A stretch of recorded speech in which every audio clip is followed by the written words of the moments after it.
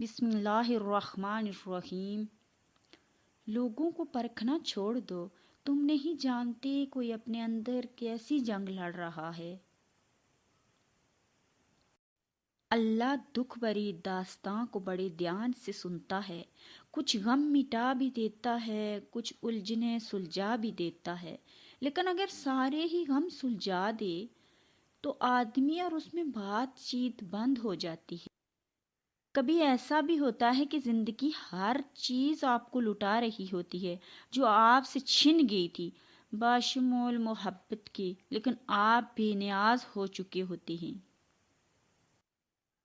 کتنی نازک ہوتی ہیں لڑکیاں، پسند کا سوٹ نہ ملے تو عید نہیں مناتی، مگر ایک ناپسندیدہ انسان کے ساتھ چپ چاپ پوری زندگی گزار دیتی ہیں۔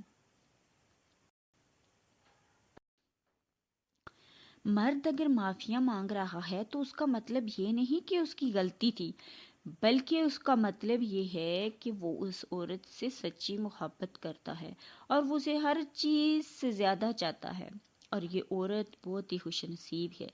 ایسے مرد کو خوب محبت دو، ورنہ دنیا کی ظالم نگاہیں اسے تم سے چھین لیں گی اور تم زندگی بھر کے پچھتاوے میں۔ اکثر اوقات سچ کڑوا نہیں ہوتا، سچ بولنے کا انداز کڑوا ہوتا ہے۔